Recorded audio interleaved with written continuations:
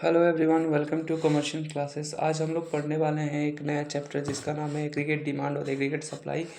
ये हमारे पास लिस्ट है जिसके हिसाब से हम लोग पढ़ने वाले हैं। ये बहुत ही ज़्यादा इंपॉर्टेंट चैप्टर है। इसमें से हमेशा 5 नंबर में ही क्वेश्चन पूछे जाते हैं। तो आइए इस चैप्टर को शुरू करते हैं। तो हम लोग देख लेते हैं कि आज के चैप्टर में हमें क्या क्या पढ़ना है, क्या नहीं पढ़ना है। तो पहले हम लोग बात करते हैं क्या हमें पढ़ना है। हमें पढ़ना है एग्रीगेट डिमांड में introduction of aggregate demand, component of aggregate demand, जिसमें से private expenditure, government expenditure, net export और इन्वेस्टमेंट एक्सपेंडिचर पढ़ना है। उसके बाद से एग्रीगेट सप्लाई पढ़ना है, उसका डिफिनीशन पढ़ना है, उसके फंक्शंस को पढ़ना है। ऑटोनोमस कंजप्शन क्या होता है उसके बारे में जानेंगे। कंजप्शन फंक्शन जिसे प्रोपेंसिटी टू कंज्यूम भी कहा जाता है उसके बारे में पढ़ेंगे। जी, फिर उसके फीचर जो एपीसी और एपीएस है, एमपीएस है, उसके बारे में पढ़ेंगे। फिर हम लोग सेविंग फंक्शन जिसे प्रोपेंसिटी टू सेव भी कहा जाता है उसके बारे में हम लोग पढ़ेंगे और जानेंगे कि वो होता क्या है, उसके फीचर क्या होते हैं। उसके बाद से हम लोग उसमें देखेंगे कि हम लोग एवरेज प्रोपेंसिटी टू सेव और मार्जिनल प्रोपेंसिटी टू सेव जो होता है एमपीएस और एमपीसी, उसके बारे में पढ़ेंगे, उसके फीचर्स के बारे में पढ़ेंगे। उसके बाद से हम लोग क्या पढ़ेंगे, उसके बाद से हम लोग एक्सेंट सेविंग और एक्सेंट इन्वेस्टमेंट के बारे में पढ़ेंगे। फिर इंड्यूस इन्वेस्टमेंट, ऑटोनोमस इन्वेस्टमेंट क्या होता है उसके बारे में पढ़ेंगे। फिर हम लोग पढ़ेंगे फुल एम्प्लॉयमेंट और उसके अंदर जो अनएम्प्लॉयमेंट होता है उसके बारे में पढ़ेंगे। फिर फ्रिक्शन जो इनवॉलेंट्री अनएम्प्लॉयमेंट होता है। तो ये पूरा चैप्टर जो है आज के वीडियो में पूरा खत्म हो जाएगा। ये थोड़ा चैप्टर लंबा खिंच सकता है, तो प्लीज़ आप लोग इस हमारे साथ बने रहिएगा, आपको ये पूरा चैप्टर समझ में आ जाएगा। पहले हम लोग बात करते हैं introduction of aggregate demand. Aggregate demand का मतलब होता है क्या? एग्रीगेट डिमांड का मतलब होता है कि इसकी डिफिनीशन की बात करें तो कहा जाता है कि aggregate demand refer to the total expenditure that people plan to incur on their purchase of good and services in their given period of time. एक साल के अंदर जितना लोग प्लान करते हैं कि हम इतना गुड और सर्विस खरीदेंगे, प्लान करते हैं, एक्चुअल नहीं हो रहा, प्लान की बात कर रहे हैं। तो जो प्लान करते हैं उसी को कहते हैं एग्रीगेट डिमांड। डिमांड का मतलब ये होता है मांग। तो जितना वो लोग डिमांड करते हैं उसी को एग्रीगेट मतलब पूरा। एग्रीगेट का मतलब ये होता है संपूर्ण। जैसे कि मैक्रो इकोनॉमिक्स अगर हम लोग पढ़ते हैं तो मैक्रो इकोनॉमिक्स में हम लोग मैक्रो में एग्रीगेट पढ़ते हैं, मतलब पूरा पूरा जितना भी बड़े कंसेप्ट है उसके बारे में पढ़ते हैं। तो यहाँ पे पूरे इकोनॉमी में जितना डिमांड होने वाला है, जो प्लान पीपल करेंगे एक्सपेंडिचर करने का, वो जो प्लान है उसी को कहते हैं हम लोग एग्रीगेट डिमांड। एग्रीगेट डिमांड पढ़ते समय उसके कंपोनेंट को पढ़ना बहुत ही ज़्यादा जरूरी है। हम लोग देखते हैं कि एग्रीगेट डिमांड के कंपोनेंट क्या होते हैं। उसके 4 कंपोनेंट होते हैं। कौन कौन से? प्राइवेट कंजप्शन एक्सपेंडिचर, उसके बाद से होता है गवर्नमेंट एक्सपेंडिचर, इन्वेस्टमेंट एक्सपेंडिचर और नेट एक्सपोर्ट। हम लोग पहले बात करते हैं प्राइवेट एक्सपेंडिचर क्या होता है। Private consumption expenditure, private consumption expenditure का डिफिनेशन की बात करें तो कहते हैं कि private consumption expenditure refer to the expenditure which is incurred by the private sector which is incurred by the household on the purchase of good services during the given period of time. वो जितना भी खर्चा होता है good और services में जो house hold करता है उसे प्राइवेट एक्सपेंडिचर करते हैं। उसके बाद हम लोग बात करते हैं गवर्नमेंट एक्सपेंडिचर।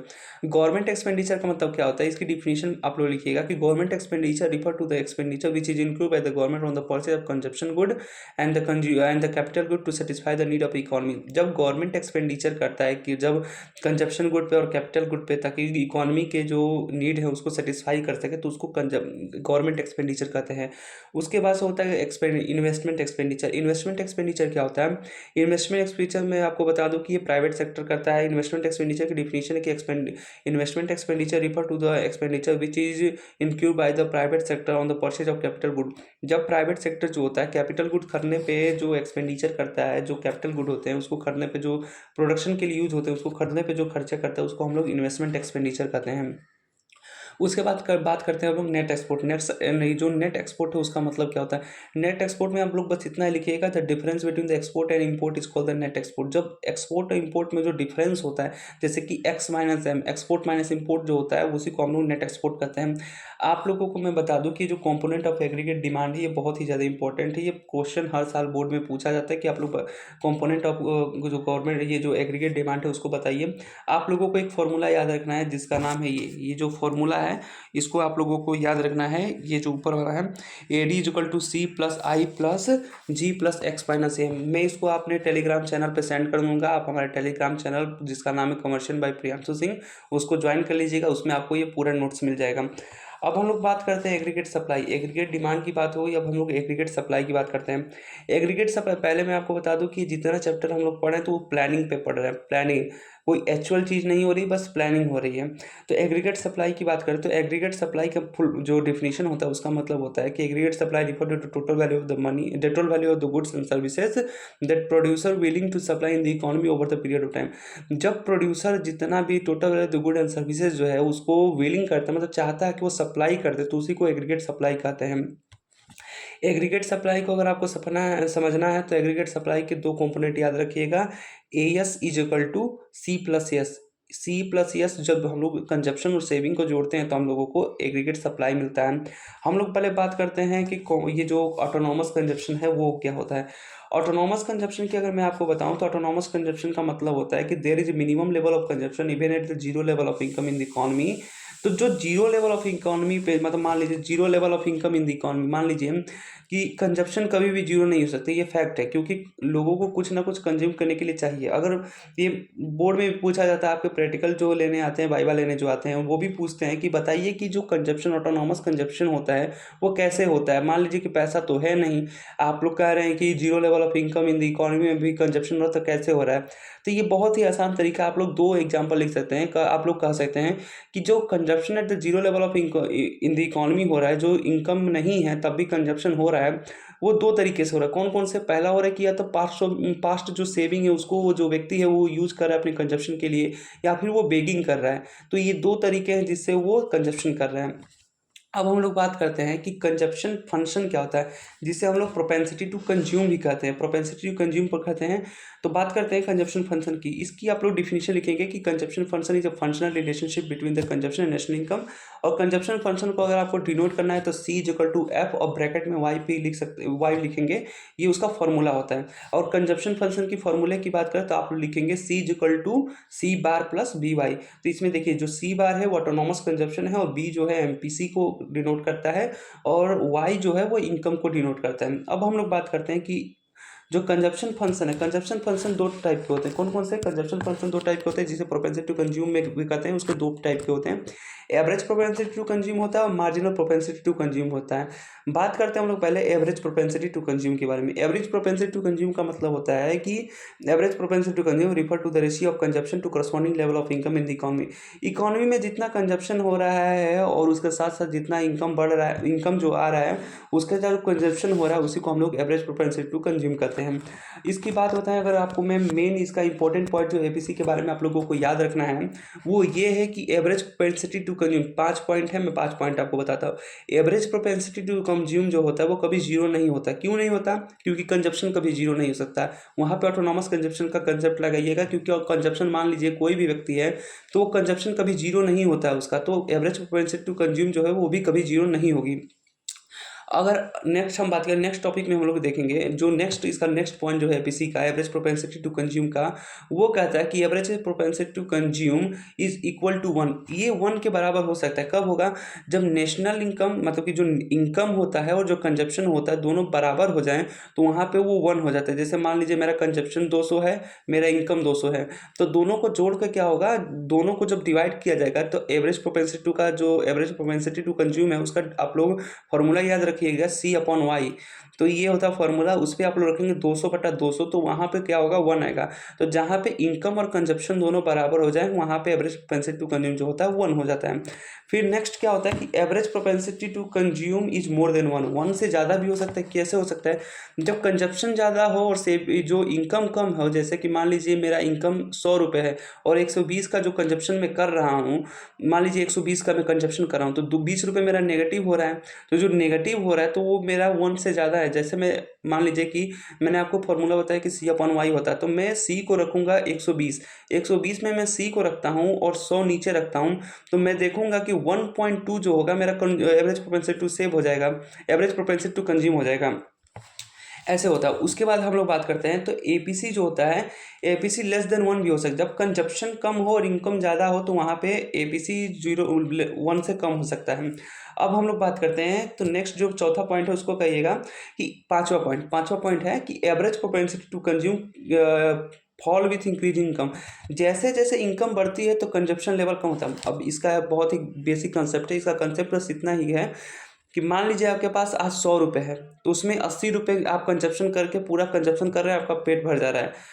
कल आपके पास 200 रुपये हो गए, तो आपका पता है कि आपको 80 रुपये में ही काम चल जा रहा है, तो आपकी कंजप्शन लेवल थोड़ी ना बढ़ती है। आपकी इनकम भले बढ़े, कंजप्शन लेवल वही जीरो ही रहती है, जीरो नहीं होती है, कांस्टेंट रहती है जिस पे आप कंजप्शन कर रहे हैं। तो जैसे जैसे आपका इनकम बढ़ता है कंजप्शन लेवल गिरता जाता है। अब हम लोग बात करते हैं marginal propensity to consume. Marginal propensity to consume refer to the ratio of change in consumption to change in level of income.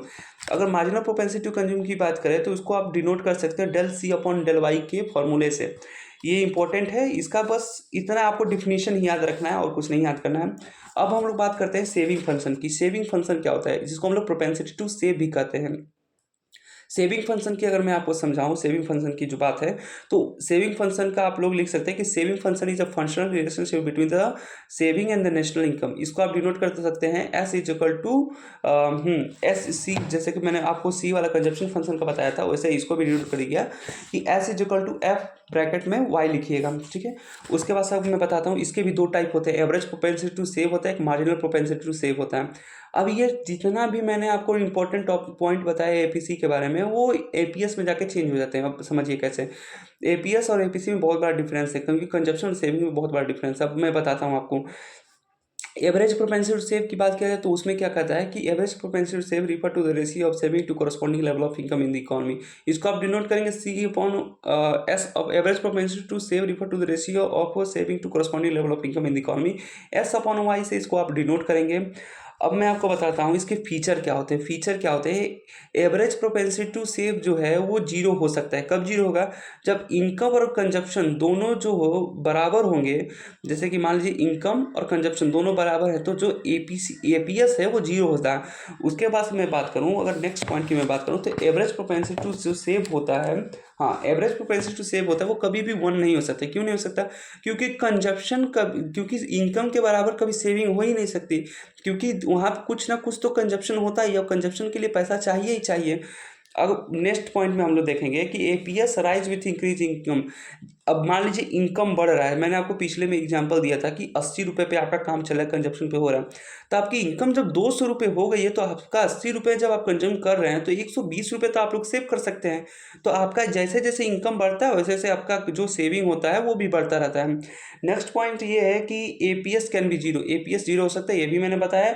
APS can never be 1, 1 नहीं हो सकता है। एपीएस नेगेटिव हो सकता है, और नेगेटिव कब होगा ये भी आपको मैं बता दूं कि नेगेटिव कब होगा, जब सेविंग ज़्यादा होगी इनकम से, तब वहाँ पे नेगेटिव हो जाएगा।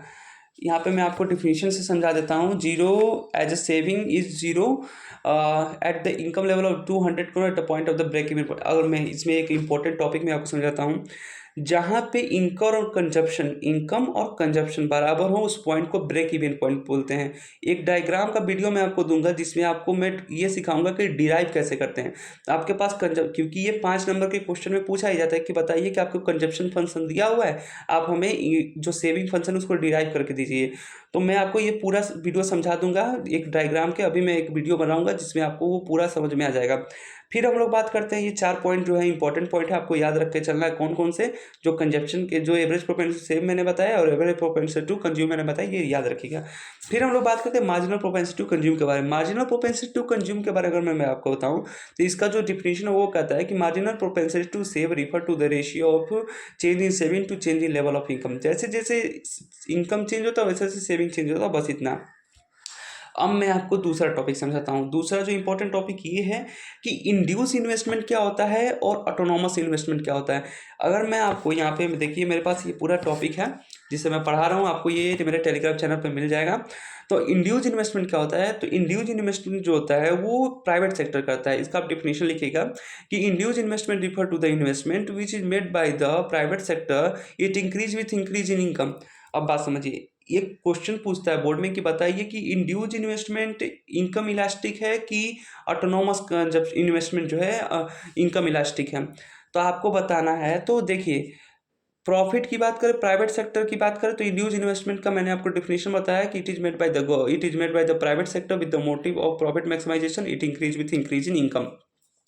तो यहीं से जब इंक्रीज विथ इनकम हो रहा है तो इनकम इलास्टिक है, ये क्वेश्चन हो गया पूरा। फिर बात करते हैं ऑटोनॉमस इन्वेस्टमेंट की। ऑटोनॉमस इन्वेस्टमेंट की अगर हम लोग बात करें तो ऑटोनॉमस इन्वेस्टमेंट की डिफिनेशन है कि autonomous investment refer to the investment which is made by the government with the motive of social welfare, it does not increase with increase in income.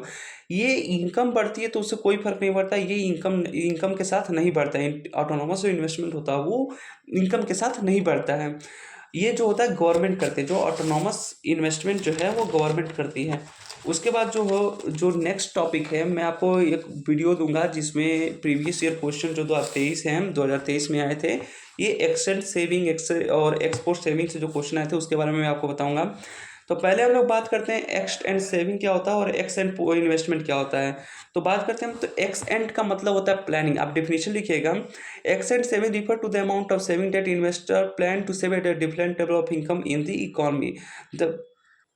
तो एक्सेंट इन्वेस्टमेंट जो होता है वो plan investment होता है। जब इन्वेस्टर जो है प्लान करता है कि वो इतने पैसे जो इन्वेस्ट करेगा, तो इस प्लानिंग को ही क्या कहते हैं हम लोग, एक्सेंट इन्वेस्टमेंट करते हैं। एक्सेंट अगर सेविंग की बात करें तो एक्सेंट सेविंग का मतलब क्या होता है, ex ante saving refer to the amount of saving that saver plan to save at a different level of income in the economy. जब सेवर प्लान करता है कि मैं इतने पैसे सेव करूंगा तो उसको क्या कहते हैं हम लोग, एक्सेंट सेविंग कहते हैं। एक्सपोर्ट सेविंग क्या होता है, एक्चुअल सेविंग को एक्सपोर्ट सेविंग कहते हैं। एक्सपोर्ट इन्वेस्टमेंट जो एक्चुअल इन्वेस्टमेंट होता है उसको हम लोग एक्सपोर्ट इन्वेस्टमेंट कहते हैं। ये आपको याद रखना है, एक्सेंट और एक्सपोस्ट, ये याद रख के चलना है, आपको पूछा जा सकता है। फुल एम्प्लॉयमेंट क्या होता है, फुल एम्प्लॉयमेंट का डिफिनेशन है कि full employment refer to the situation in which all the people who are able to do work willing to do work at existing wages rate get work without any undue difficulties.